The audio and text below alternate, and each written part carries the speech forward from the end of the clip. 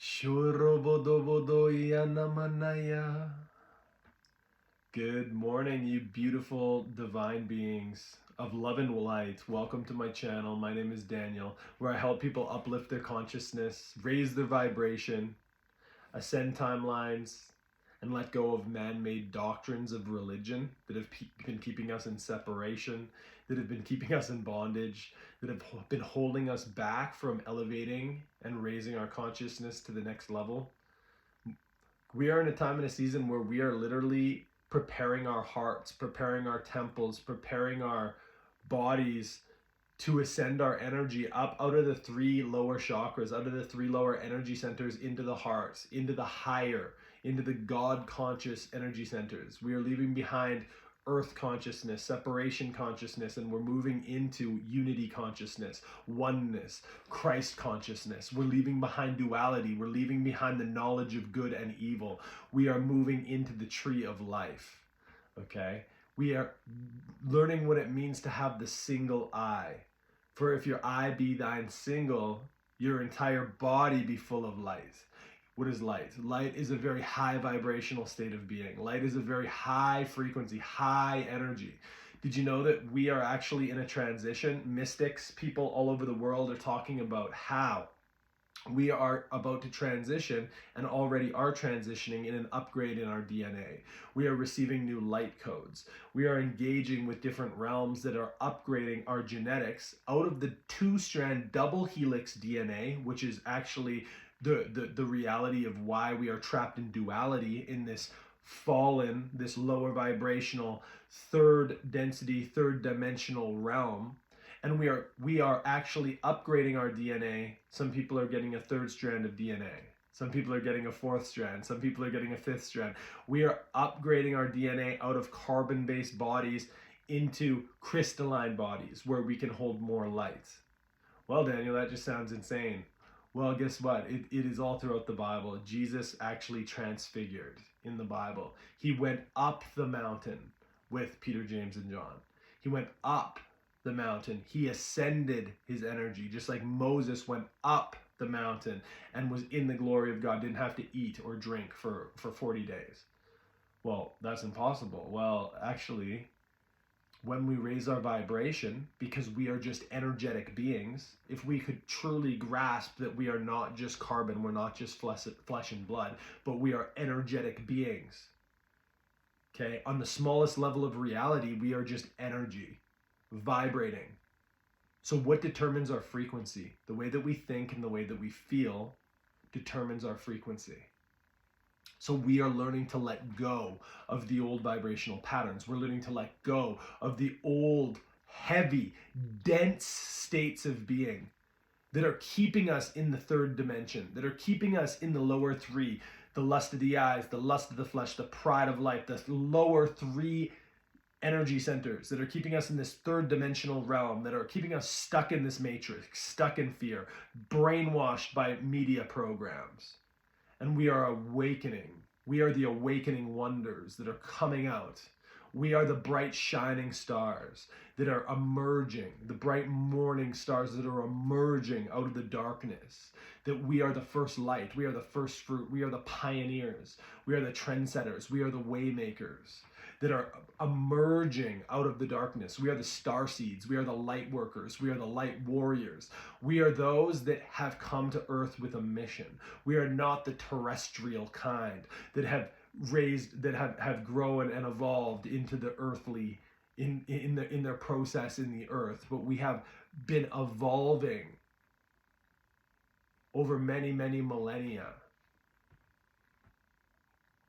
and we have come to assist to raise the collective consciousness of the planet so that we can move in to immortality, so that we can move in to another realm and another dimension in a new earth, the fifth dimensional earth, where we're living from our heart, where we're not governed by the Luciferian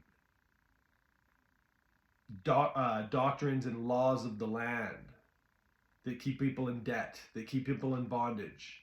There's a new economic system coming. There's a new system by which we are going to live and move and have our being, that has the foundation on do no harm to others, always tell the truth, always love one another above all else, love God, love others, love yourself, we will become the laws of the land. We are divine beings of love and light. And so in meditation this morning, some awesome stuff came through, and I'm really excited to share this message with you. Been a while since I posted last. I've been just diving deep into the spirit. I've been doing what this message is about. I have been processing a lot. I have been getting into alignment. Okay. So many people right now are being faced with a lot of confusion, a lot of stuff. We are ascending our vibration. We see on this process of moving from 3D to 5D, from the low vibration to the high vibration, we have to realize that the old things, the old thinking patterns that are us, the way that we think that people think about us, the way that we perceive people of how they think that, you know, we look a certain way, or we're not good enough, or nobody wants to talk to us, or we're not good looking enough, or whatever it is in our perception, we have to let those heavy, dense things go. We have to let go of the vibration of fear. We have to let go of the vibration of worry. We have to let go of the vibration of resentment. We have to forgive other people. We have to free ourselves, because anything that we're holding in our mind and our body is holding us into a denser, lower vibration. See, Stephen R. Hawking's, he has a very helpful scale that illustrates the evolution of consciousness in the vibration and frequency sense. The higher our vibration and the higher our frequency is that we're vibrating at in our bodies, the less dense we become.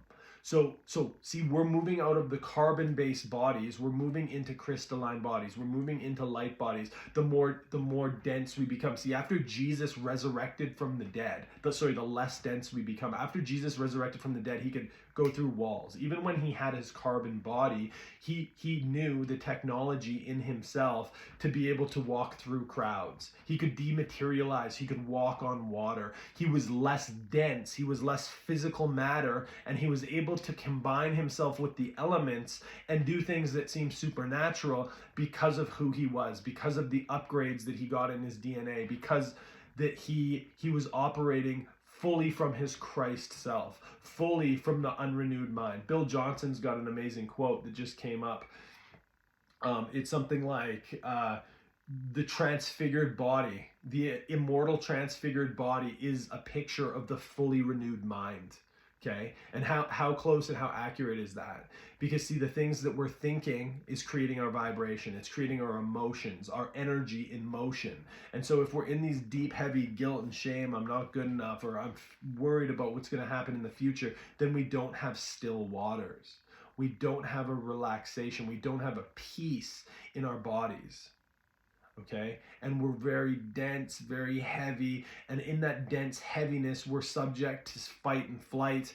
And when we're in fight and flight, we're in survival, and when we're in survival, our ego and our doer comes up a lot. And it's like, what can I do to overcome this money issue? What can I do to overcome this health issue? What can I do to overcome this relational dynamic that I don't like, that is screwing things up? And we get into the doer, and we become doers in a society of slave energy, because we're in fight or flight, because we're in survival mode, because we've been caught up in fear, we've been caught up in shame, we've been caught up in anger, we've been caught up in frustration, we've been caught up in holding grudges and revenge.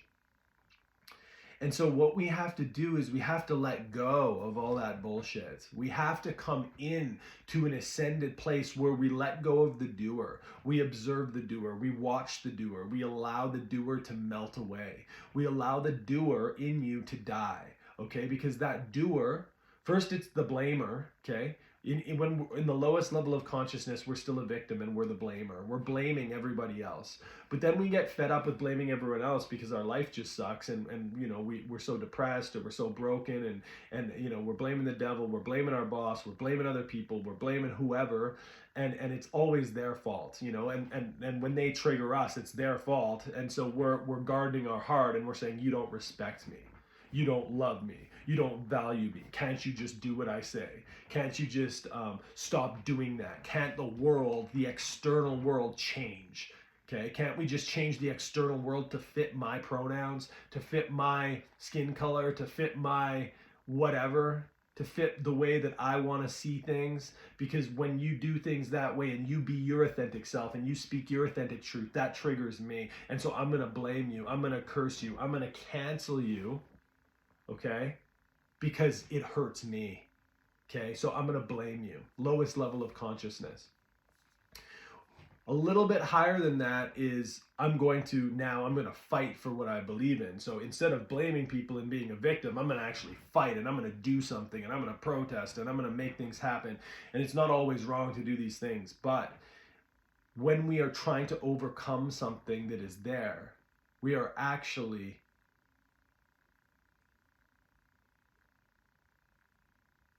feeding that lower vibration.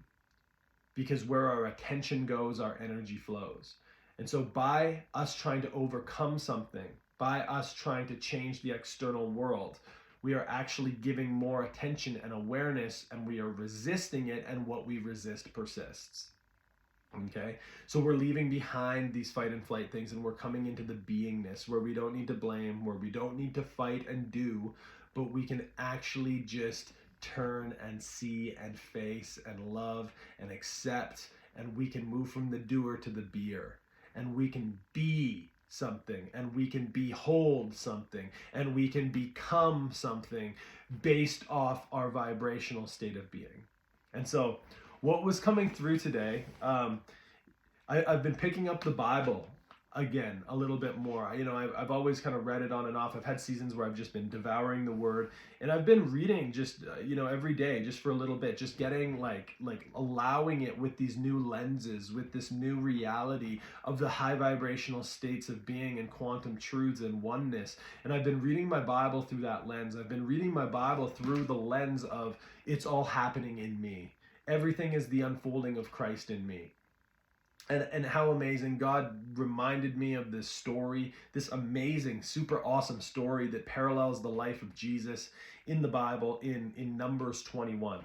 Okay, so here's Numbers 21 verse 4. I'm just going to read the story fully, and then we're going to go back and unpack it, because I believe in this time, in this season, there are many people who are in the wilderness. Okay, so the wilderness is a place where we are being in, it's a place of deconstruction. Okay, so if you remember, I guess we're not going to go into it yet, but we will soon. And just to lay a little bit of context, if we remember the story of the Israelites, okay, they were in Egypt, they were in slavery, they were in bondage. That is the three-dimensional worldly system. That is the low vibrational system.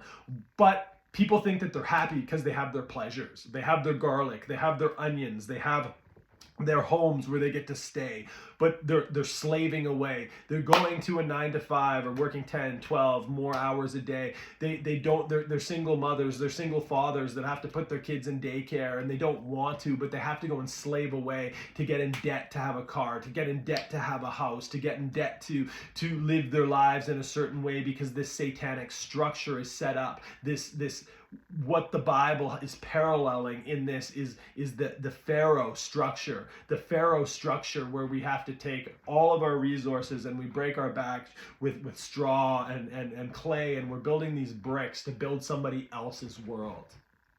To build the Pharaoh's world, to build the man's world, to build a world that we don't even align with in our hearts, that we don't even care about in our hearts, just so that we can keep our comforts, keep our pleasures, and get up and do it again the next day.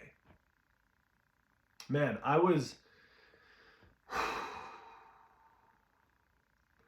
went to the registry's office just in October, and we had to pay registration on our vehicle, and I was so fucking angry. Okay, God has been putting this on my heart. Like, why do we have to go and pay the business of the government to register our vehicles? Now, see, it just makes me mad. I understand why, because it's essential. It's an essential structure, which is actually a business that's making money off our taxes, that's making money off our mortgages, that's making money off all these things. I get why we need to have it now, because most of the non-player characters, most of the low vibrational people in the planet, they will go and steal, they will go and cheat, they will go and kill, they will go and take from you. So we need to have certain things set up in a way where we can have some semblance and some rule. The reality is, though, those who have raised their vibration, those who comprehend love, comprehend oneness, comprehend the fruit of the Spirit, that want to do best, do unto others as they would have them do unto you, that are living by the golden rule, that are becoming the golden rule, that are becoming the word, are held back by this Pharaoh Egyptian system. And so what happens? What is this beautiful parable of the Bible that it talks about in the Israelites in the wilderness? Okay? So they're in Egypt. They have their pleasures. They have their worldly pleasures. They're happy. They're good, but they're slaves. But they don't realize it. And then the angel of death comes. The angel of death comes, and it's like, okay, you better paint the blood of the lamb over your doorway so that you can be spared. Okay, you apply the blood of the lamb. What is the blood? The lamb of Jesus, the lamb that was slain before the foundation of the world. Okay, this is a picture of why was Jesus slain? Well, for the remission of our sin, to remove our sin. What's our sin? Our sin isn't what we did bad. It's we did shit bad because we had a mistaken identity, and our identity is that we were separate from God. We were raised in a lie. We were raised in a Pharaoh system, and we were trained by our parents, trained by our teachers, trained by doctors, trained by politicians, trained by all of the liars, trained by the worldly religious structures, trained by the entire Babylon structure in the world. And we didn't know it. We didn't come any wiser because we put on a blindfold to come in, so we forgot everything, and we agreed to descend down into the lower vibration of the third density realm as evolved starseeds, as evolved beings, as evolved divine light workers that had already walked through a third density journey. But we decided to come back to help liberate those that are still stuck in Egypt. And so what was the process that we went through is when we got here? We applied the blood of the lamb to our doorways, okay? We took the door to life, okay? What does that mean? It means that our sinful nature, we applied the blood, we asked Jesus into our life, we remembered our origin. The picture of the blood on the doorway is the remission of our sin, the removal of our sin, the removal of our wrong identity, that we're separate egoic identities in a Babylonian Pharaoh system.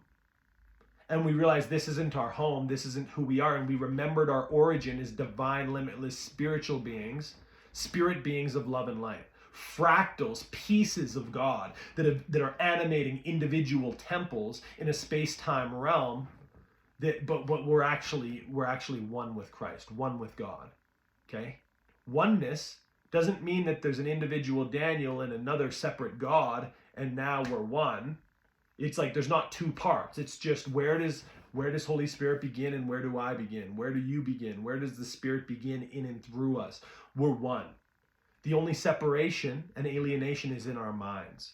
So by applying the blood of the lamb to the door, this is a beautiful picture that we've remembered our origin. The Mirror Bible actually says in John 3:16, it says, like, whoever believes in him shall be born again, right? Whoever shall not perish but have eternal life.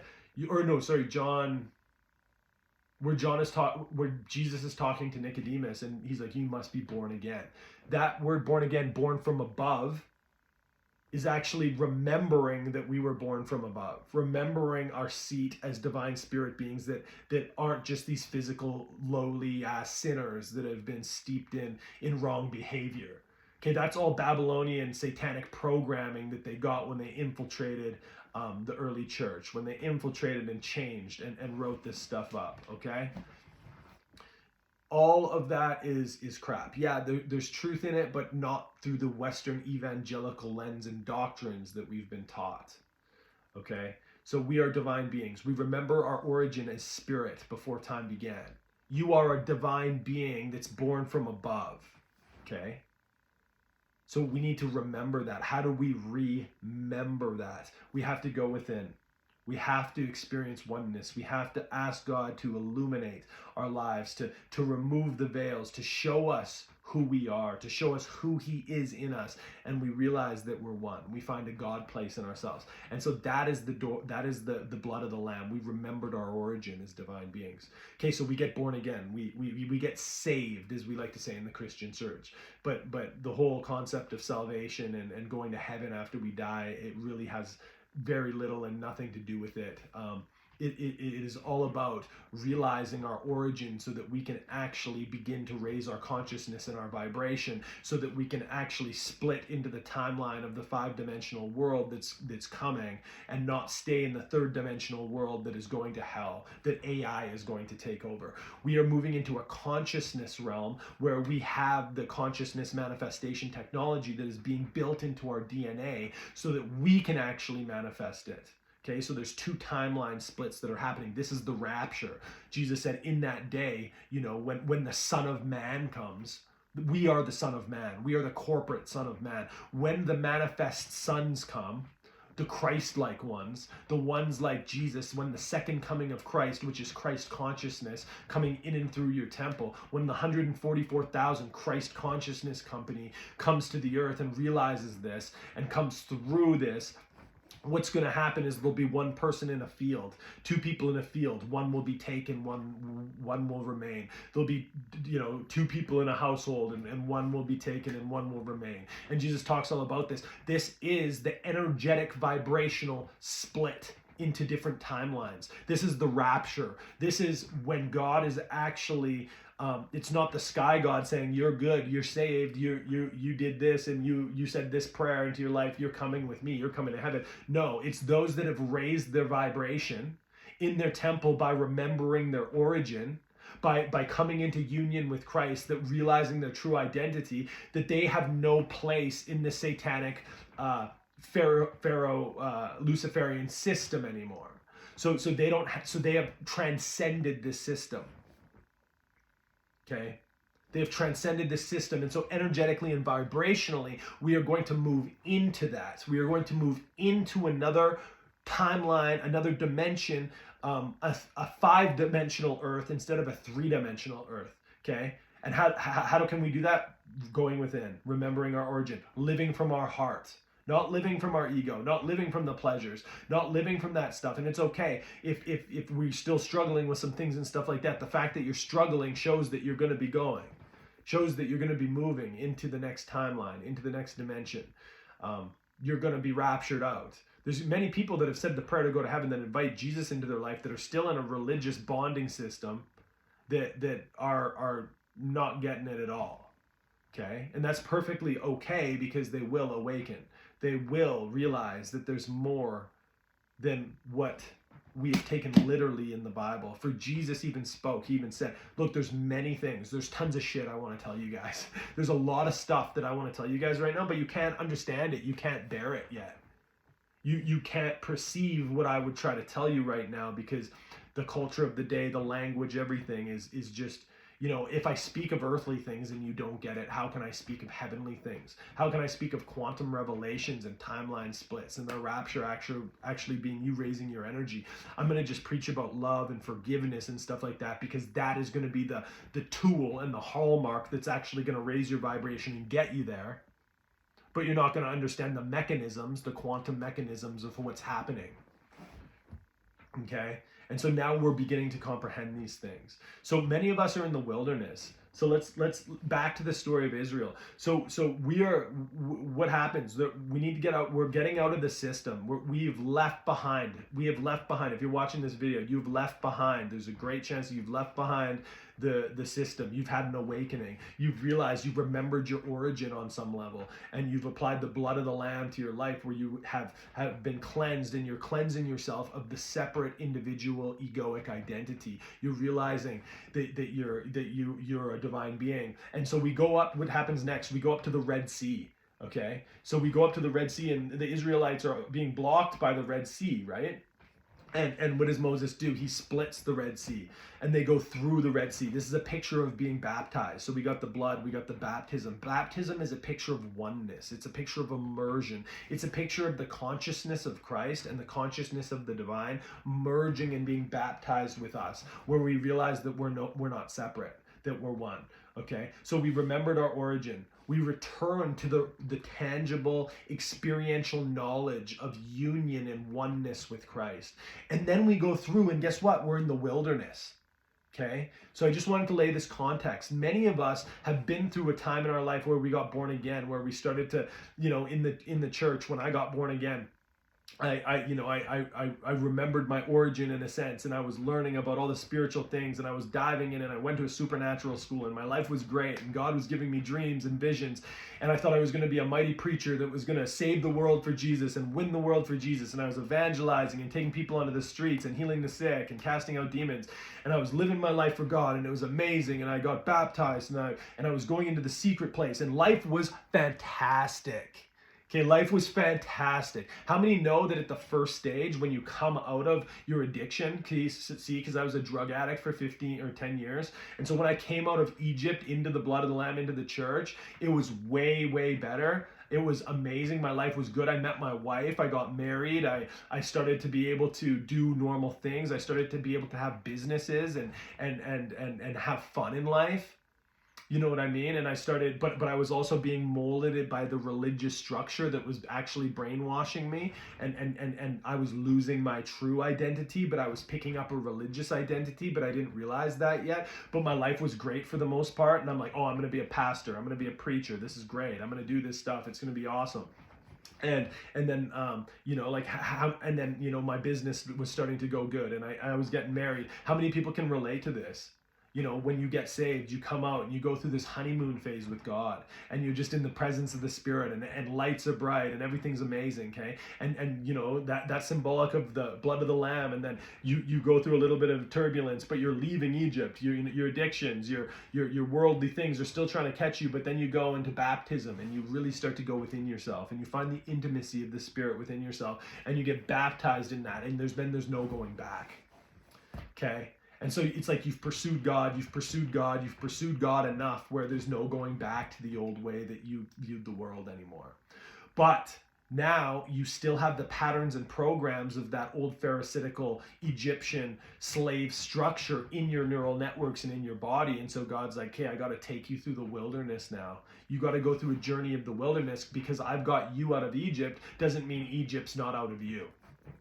Okay, and so this is the context of this passage that I'm going to read to you, that we see the Israelites, we see them coming out of Egypt. They've come out, they've been in the wilderness, they've been struggling in the wilderness. They haven't had their pleasures, they haven't had their food, they haven't had their garlic and onions and what they had back in the Egyptian structure, in the worldly structure that they were raised.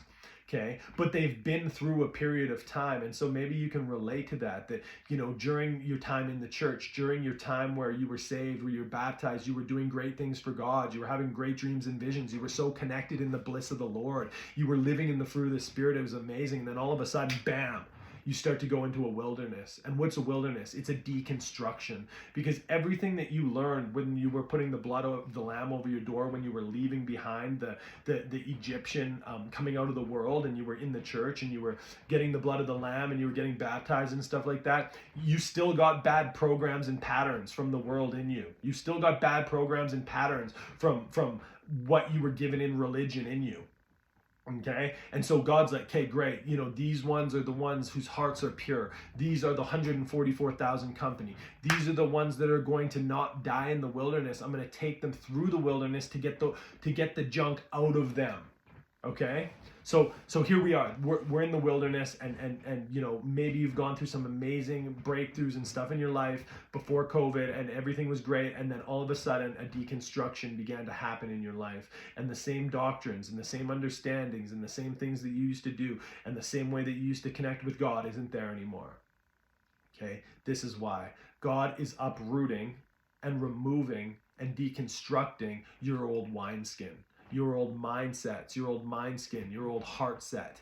For as a person thinks in their heart, so are they. So it's very important that we get our hearts and our minds renewed so that we can come into what God is releasing into the earth. We need to have a new wineskin to release the new wine that God is releasing into the earth right now, so that we can be those that are actually becoming and drinking of that new wine and getting intoxicated with the bliss and the joy that God is bringing forth in this time, in this season.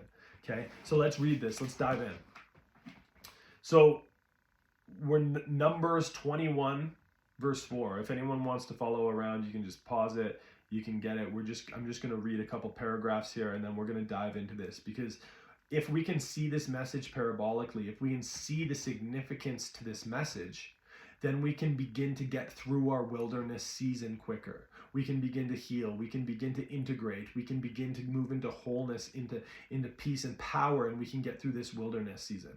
See, when I first went into the wilderness and I went into the dark night of the soul, and everything my identity was caught up in, that I'm a great athlete, that I look amazing, that I'm a business owner, that I'm successful, that I'm a man of God, that I'm a preacher and I'm a minister and whatever.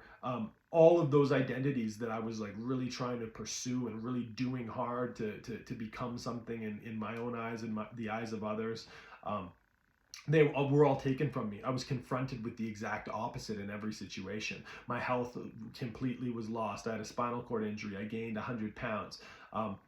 I couldn't work. I lost my business. I lost my money. God's like, lay down everything that you're doing and give yourself to be loved by me. And I didn't know what that meant, because I didn't know how to love myself, because I was trying to outwork and change my external circumstances so that I could finally validate myself, because I had wounding in my heart that said you're not good enough. So I always had to try to outwork the pattern and program that I got in childhood, that I'm a failure, that I'm not good enough. If I could only be good enough, then I'd be worthy, and then somebody would love me.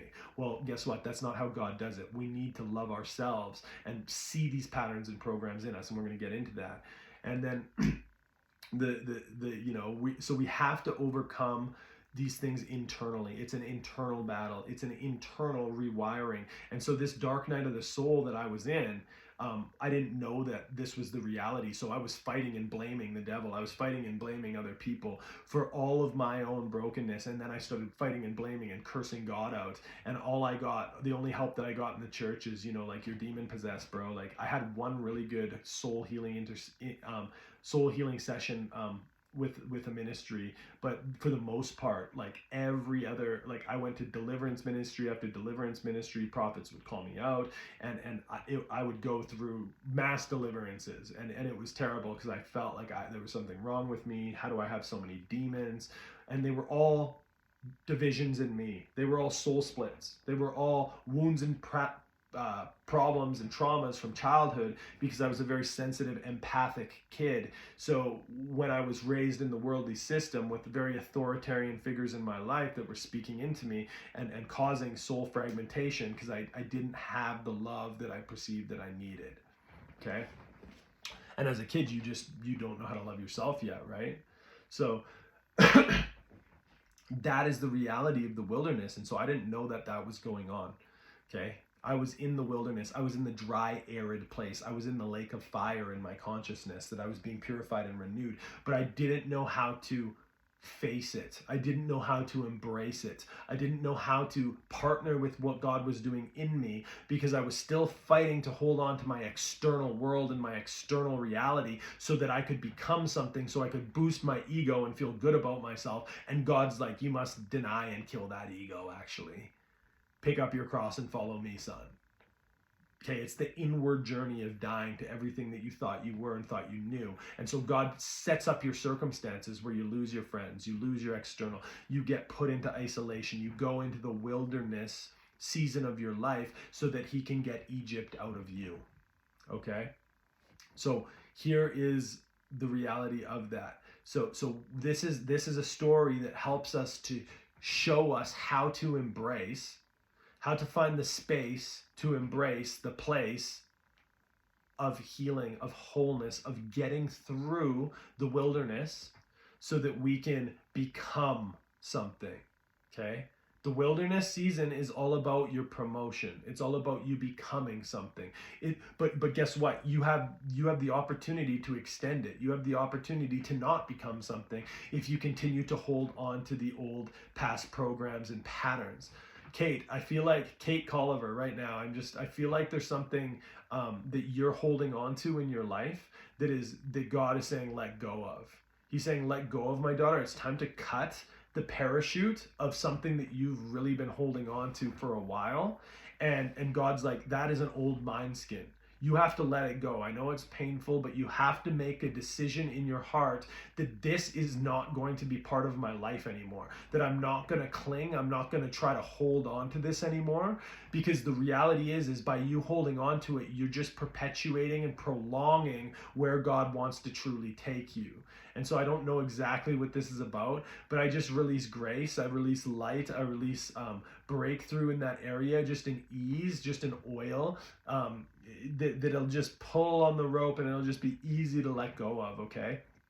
And things are uncertain. After our ego lets go of what we think that we've always needed in order to become something, in order to be seen a certain way, in order to have whatever it is that we want, that is where we truly flourish out of the cocoon into a new butterfly, because we're no longer bound by that old thing that we were attached to. And when we can let go of that fully, then we can actually become something that is of spirit, that is transcends that old natural order. So yes, I just release that. And anybody else that is dealing with that, just pick up that vibration and just take that right now.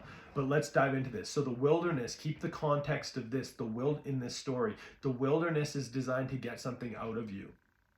Okay, the wilderness is designed to remove the egoic patterns and programming that you got in the world. Okay, so here we go. Numbers 21:4. It's called the bronze serpent. Then they journeyed from Mount Hor by the way of the Red Sea to go around the land of Edom. And the soul of the people became very impatient and discouraged on the way. And the people spoke against God, and they spoke against Moses. Why have you brought us up out of Egypt to die in this dreadful wilderness? For there is no food and no water, and our soul loathes with this worthless bread. So the Lord sent fiery serpents among the people, and they bit the people, and many of the people of Israel died. Therefore the people came to Moses and said, we have sinned, for we have spoken against the Lord and against you. Moses, pray to the Lord that he will take away the serpents for us. So Moses prayed for the people. Then the Lord said to Moses, make a fiery serpent, and set it on a pole, and it shall be that everybody who is bitten, when he looks at the fiery serpent, it shall live. So Moses made a bronze serpent and put it on a pole. And so it was. If any of the serpents had bitten anyone, then when he looked or she looked at the bronze serpent, they were healed and lived. Okay, so here we go. We have a scenario that's set up. The Israelites are in a very hard time in their wilderness season. How many people are in a hard time in their wilderness season? How many people are in confusion? How many people are in brokenness? How many people are discouraged and impatient and having issues with what they're going through? Guess what God just told me? I was getting ready to launch some stuff. I was getting ready to just like start a website, start really taking up my business to the next level, and just really going to start to blow things up. And God's like, you have 2 more years. Remember Joseph when he was in prison? He thought he was getting out of prison, and he had 2 more years. He's like, yeah, you have 2 more years, bud. And I was like pretty discouraged at first, actually. I was like, kind of like, I can't believe this, but like, because I was feeling that there's been another layer and level of stuff coming up, not bad stuff that I realize now because I partner with the process that needs to come out. Okay. And so when God said this to me, I was like, God, like this last year and a half has just been so amazing. Like I have to go back to prison. He's like, no, son, you've always been in prison. in 2 years, you're going to be completely free from it. You're going to get out. And so it's just a level of freedom. It's a level of freedom from the old egoic Egyptian programming that is so deeply rooted in our bodies and our minds and our neural networks, we don't even know that it's there until we raise our consciousness and our vibration to a certain height level so that we can see it, and then we can begin to heal it. Okay, so let's go through this now. Let's go through this. So we've got the Israelites. They're all there, and they're cursing God out. They're in the blame. They're in the victim. I can't believe this is happening. They're fighting their circumstances. They're not accepting anything that's going on. They hate God. They hate Moses. They hate everything that's happening. And God sends fiery serpents. Okay, so this is a parable. This is a picture of us going in. What is symbolic of the fiery serpents? Okay. Well, fire, a property of fire is that it's a purifier, okay? It's actually there to purify you. It's actually there to mold you. It's there to break you down, okay? It's there to transform you. When fire burns wood, it turns the wood into ash. It makes it much lighter, much less dense. Okay, you hit somebody with a piece of wood, you throw a piece of wood out and hit someone, it's going to really, really hurt. You pick up a hand of ash that wood was burnt into and you throw it at somebody, it's no problem. You're going to get a little dirty, but it's not going to hurt you because it's less dense. Okay, it's less dense. After we've been burned in the fires of God, for God's a consuming fire, we become less dense, which means we've raised our vibration. Because the higher our vibration, the less dense we are. So what is the serpent? Well, the serpent in the garden with Adam and Eve is symbolic of our ego. It's symbolic of Satan. Satan is our ego. In James, it says, the wisdom of man, the thinking of man, the ego of man is earthly, sensual, and demonic. Okay? When Peter tried to think for himself, and he said, Lord, you're never going to die on the cross, and he was trying to protect himself, Jesus said, get behind me, Satan. Speaking to Satan, speaking to the egoic, satanic mind that Peter was operating from, the ego, okay? So when God, what's happening here is they're in the wilderness.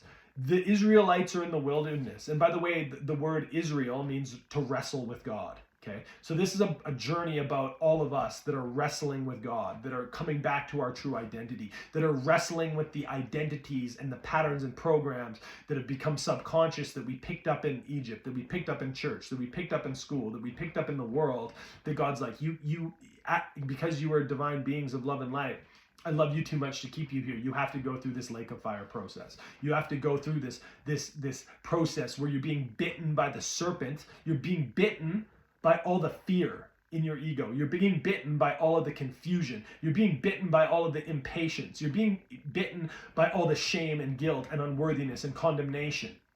You're being bitten by the fiery egoic programming that is in your life, but don't worry, I'm burning it up. And some people in the wilderness, it says, were dying, okay? They were dying. The egoic programming of fear was too much, of uncertainty, of losing that partner, of losing that business, of losing their health, was too much for them, and they just said, I can't do this process. And their hearts began to fail, and they died, okay? And they died. And so we are not those that are dying unless we are completely surrendering and dying to the old egoic sense of self and allowing the new Christ self to emerge through us. Okay, so here they are. The Israelites are in the wilderness. The Israelites are in the wilderness. And they say, so they've been on a journey. They went through the Red Sea to the land of Eden. And the soul of the people became very discouraged on the way. Who has a discouraged soul right now? I know last week I went through a level of discouragement. 2 more years. Wow, that sounded like a lot more to go through. But guess what? It's all worth it, because on the other side, we are not going to have any of the programming. Okay? So be encouraged. It's okay to be discouraged. It's okay to have a distance between courage, to do what you need to do to embrace and face this stuff. So how do we get rid of the egoic programming? How do we heal? How do we move into another level of love and light? How do we let go of this? This is the key, right in this scripture, right here. In the wilderness, people are dying. The serpents are biting people. Why have you brought us up out of Egypt just to die in this wilderness? For there is no food and water, and our soul loathes this worthless bread. You know, there's no food and water. That's a picture of the things that used to comfort you don't comfort you anymore. I don't know about you, but after I binged on fast food in my dark night of the soul for a couple of years and became obese and stuff like that, that food never nourished me anymore. Okay, there was no more food that I could numb out with that would help me anymore, because it was just more of perpetuating the problem. It was more of breaking down and perpetuating the patterns and programs that I didn't prefer, that I didn't want in my life, that were trapped in my ego. For there's no food and water, and our soul loathes this worthless bread. Okay, we hate what you're giving us, God. We hate the reality that all we can do is just trust you and connect with you a little bit and get a little bit of daily manna from you, but it's nothing and it sucks, and screw you, God. So the Lord sent fiery serpents among the people, and they bit the people, and many of the people of Israel died. See, if you haven't seen my video, Who is Satan, What is Sin, and What is the Judgment of God? It was the first video I ever released. You have to go watch that to understand Satan, what Satan actually is. Because Satan isn't just your ego. It's your ego, but it's actually the energetic force that is created from your ego. Okay? So we can compare Satan to gravity. Satan is a law. It's a principle that actually attracts energy to matter. Okay, so if gravity attracts heavy objects to one another, so the denser the core of a planet or a star, the more gravitational pull it's going to pull something into it. The denser the structure of your egoic programming, the more it's going to attract circumstances into your life that are in alignment with that vibration. So if you're very, very terrified of something and you're super fearful, that is going to attract that scenario into your life much faster than if you didn't really have too much fear about it. Why? Because God is always, this is what the judgment of God actually is. It's what Job said, all of my worst fears came upon me. It's actually attracting and manifesting into your life that which you're holding in your heart, because as a person thinks in their heart, and another scripture in Proverbs says that just as the face of water reflects the face, the heart of man reflects the man, or reflects the life. Okay, so this is called the mirroring effect, that you're reaping what you're sowing. The Bible in Galatians says God is not mocked. You're reaping what you're sowing. So when we understand the way that the universe in this dimension is set up, that we're in a mirrored reality, that we're actually reaping what we're sowing energetically based off what's the things that we're thinking, the things that we're feeling in our heart, we realize we don't have an angry sky god here who is cursing them with serpents. We realize that they're actually just energetically reaping what they're sowing. They're cursing God. They're cursing Moses. They're cursing their lives. They're angry, they're frustrated, they're broken, they're discouraged, they're impatient, and they're holding that in their hearts. And then these serpents come was actually just a picture of the satanic bonding principle, binding back circumstances into their life where they don't have any food so that they can be discouraged, where they've been in the wilderness and the sun's beating on them and they're really discouraged and they're really impatient to get through it. And their hearts are starting to fail and they're starting to die. And so they're just literally energetic reaping what they're sowing. So these serpents are the egoic circumstances that are being reflected back into your life in this wilderness season, and you're being bit by them, and they're very fiery, but the fire, and it's actually the judgment of God that's there to actually help renew and break down that old egoic structure, so it's not that dense piece of wood anymore, so it can be that light carbon. So on the other side of you being bit by these serpents and actually healing and integrating, which is coming up next, you can actually be less dense. You can have a higher vibrational frequency. You can move into the purification of who you truly were without all the chaff mindsets, without all the bullshit that's in your mind and your heart. Okay? So the Lord sent fiery serpents among them, and they bit the people, and many of the people of Israel who were wrestling with God died. Okay? Therefore the people came to Moses and said, "We have sinned, For we have spoken against the Lord and against you. Pray to the Lord that he'll take the serpents away. So here we go.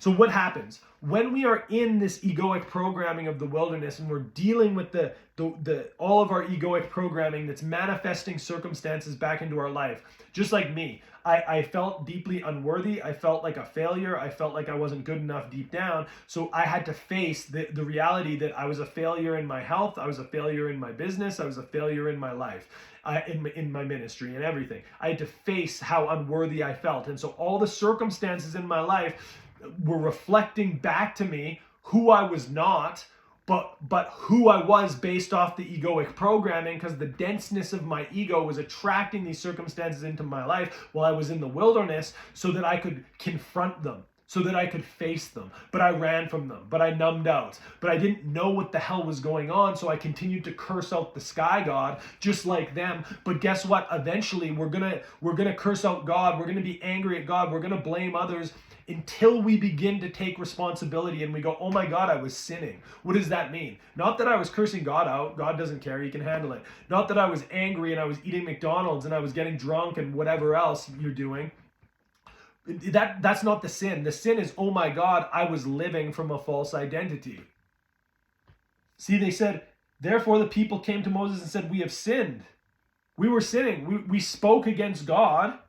We spoke against the Lord. We spoke against what was happening, but we didn't realize that we were actually one with God. We forgot we were one with God. We weren't remembering our origin. So we were so associated with our separate individual egos that we were just freaking out. And so God had to give us what we were freaking out about in our life so that we could actually be confronted with the level of freak out, so that we could break down, so that we could realize that's not who we are. So the bullshit can be uprooted out of us, the low frequencies and the low emotions, okay? And so it says here, pray to the Lord that he will take away the serpents from us. So Moses prayed for the people, okay? Moses is like your higher self. Moses is like your Christ self. Moses is like a picture of your older brother Jesus. Moses is like the one who is the advocate for you when you're caught in your egoic programming. It's like the Christ version of yourself that's helping you no matter, even if you're still trapped in the illusion in this 3D world. You have Christ, you have angels. Moses is a picture of that. That's like, okay, God, let's set this right. He's giving us the opportunity to come into right alignment. Then the Lord said to Moses, make a fiery serpent and set it on a pole, and it shall be that everyone who is bitten, when he looks at it, he shall live. So what's a picture of this? Moses is like, okay, your ego is running around on the ground and it's biting you. All these fiery, low vibrational, emotional states and thoughts are biting you and taking you out. Why don't we lift this thing up? Because see, when a snake is going through, just picture snakes just in the wilderness, in desert, slithering through the grass, through the rocks and through the sand and stuff like that. You can't really see them. They're probably camouflaged actually, and they're just going through and they're camouflaged. You can't see them and you're getting bit and you don't know why you're getting bit and you're falling over and you're feeling sick and you're dying and stuff like that. It's because you don't have the awareness level to see them, because the snakes are hidden.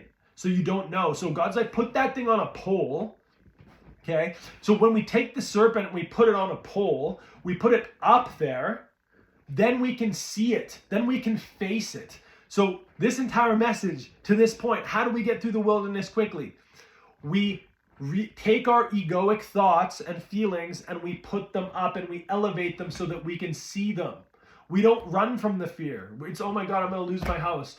Oh, okay, well, I better go numb out. Or, oh my God, I have this much debt. Oh, I better go numb out. No. We face this shit. We face it and see it and we go, okay. It's heavy, it's hard. So my worst circumstances in my wilderness, nothing's going right. I have this health concern going on. I have this money issue going on, but I'm going to face this shit. So we sit and we go, okay, I see you. I see you. How do I feel because of this? Oh my God, I feel fear. What's going to happen in the future? Okay, fear, I see you.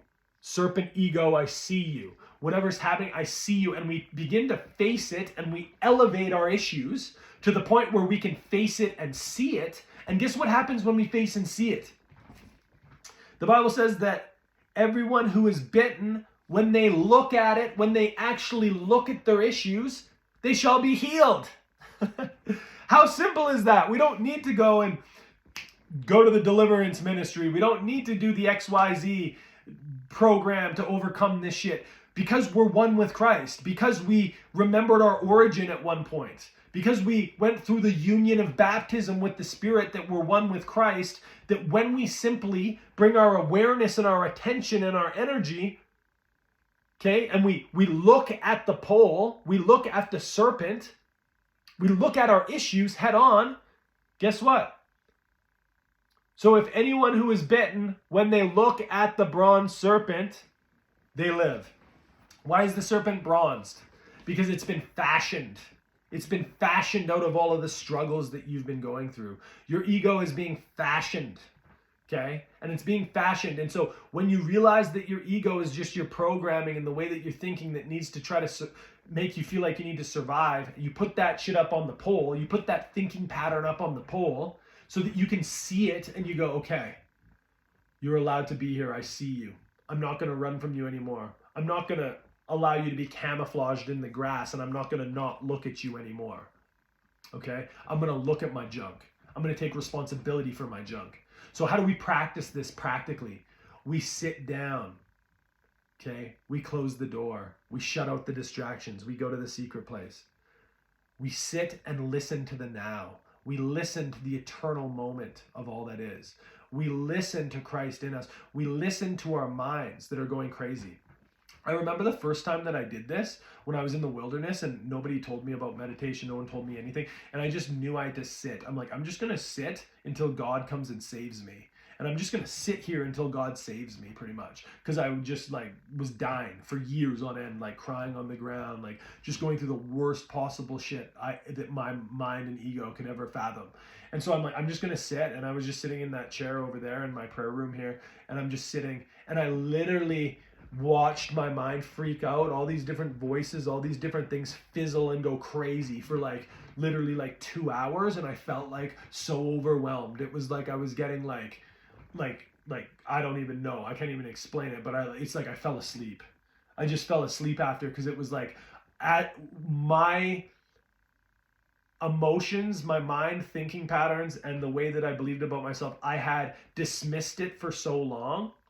I had let it be camouflaged in the grass for so long. I had never looked at my junk, so that when I actually sat down to look at my junk and meditate, I got so overwhelmed, because it was like I hadn't been able to take a shit for 30 years. Imagine, you haven't been able to go to the bathroom for 30 years, and then all of a sudden, one day you're like, hey, this is feeling pretty heavy. I think I can probably release this. And you sit down on the toilet and you just unload 30 years of crap.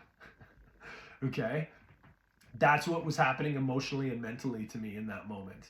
Okay? And so when you sit down to meditate, you might be like, I'm not good at meditating. All this stuff's coming up. Well, guess what? You have 10, 20, 30, 50 years of egoic programming that you haven't dealt with, that's in your mind, in your body, in your neural networks. The frequencies are stuck in the waters of your body. So when you're being bit by the fiery serpents and God's trying to purify you, when you actually sit down to take a look at it, guess what? It might be an avalanche of shit that comes out.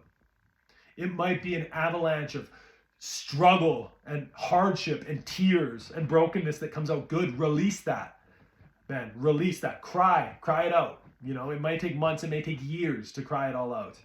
Okay. So just be patient with yourself and love yourself. And after you begin to face it, then you can begin to accept it. And then when you can accept it and you're looking at it, you can begin to love it.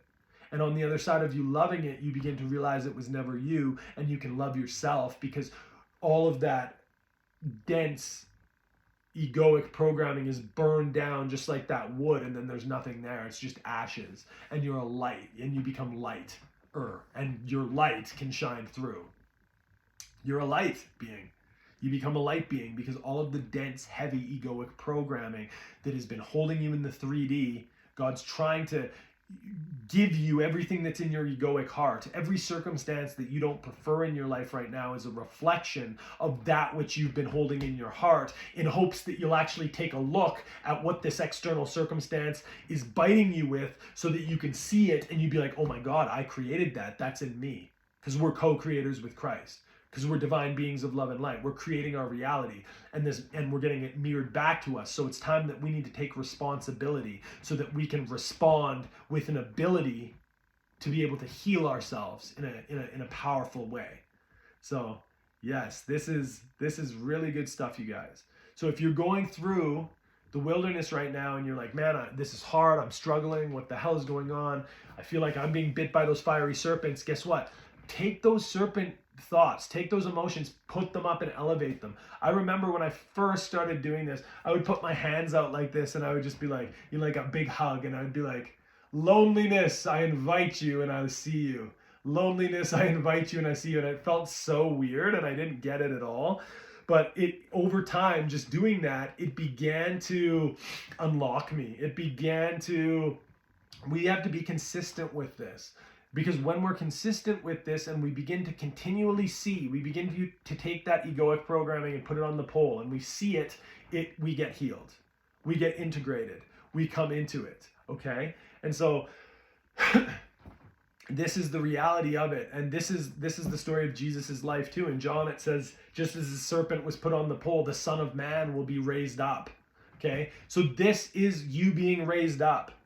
This is you being raised up. When Jesus was crucified, he was crucified on the place of Golgotha, the place of the skull. It was divinity nailed to humanity, nailed to the wood, right? And so just as the serpent was raised up and we gazed at that, when we gaze at our union, when we gaze at what Jesus, the veil being torn in the temple of the skull of Golgotha, and we remove that egoic programming, we live and we thrive.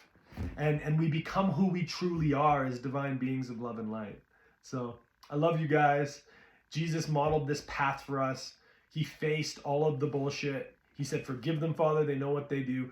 Please forgive other people. You holding on to what you are holding on to is actually keeping you more dense, keeping the satanic bonding principle in your life. Go watch that video if you want to learn more about that, because it's really important to understand how Satan attracts things into your life, and it's a result of your mistaken identity. So it's creating from your ego, and then the judgment of God is actually sending circumstances that are in the same frequency as that to resist and break down that false program in you so that you can come out and be pure, because God's judgment is always to bring life. He's a physician, not a just judge, okay?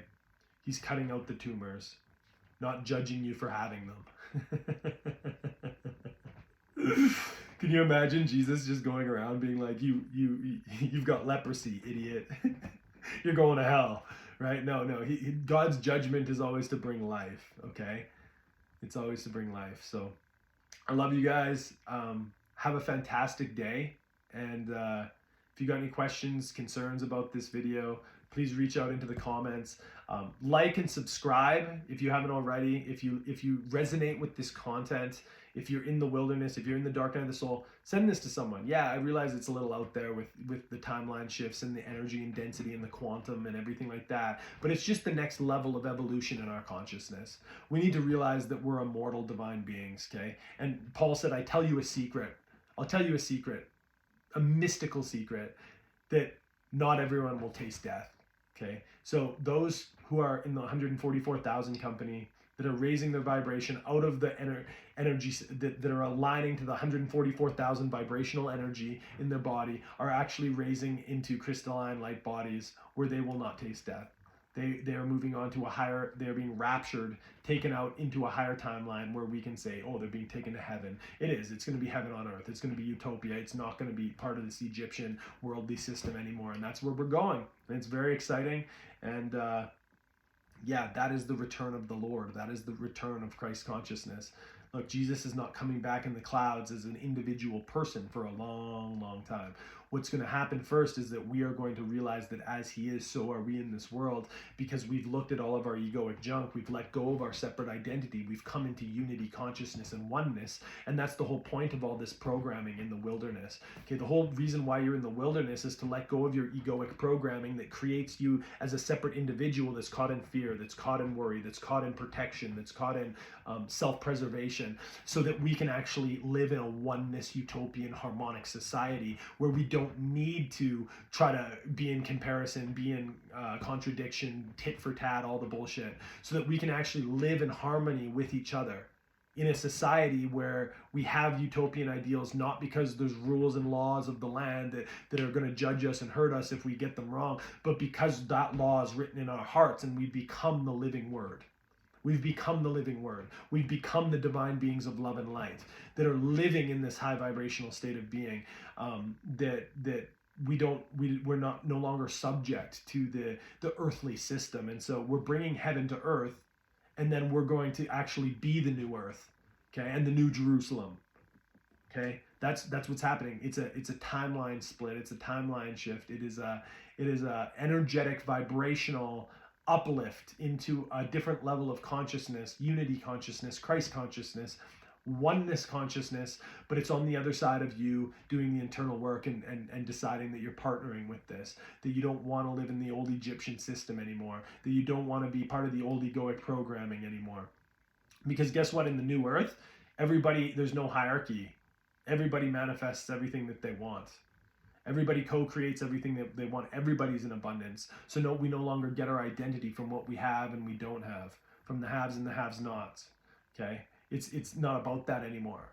So we have to let go of that stuff here while we can. And it's not the easiest thing to do, but guess what? The fiery serpents in the wilderness will ensure that you have no choice except for to die, because you can't go back to the Egyptian system. You've got a calling, you've got a destiny, you've got a purpose in life that you're here to fulfill. So you can't go back. You know that you can't go back through the Red Sea. It only got opened up that once. You can't get back there. Okay, you've remembered your origin. You can't live as an earthly, carnal, shitty being anymore. And so you have two options. You just die.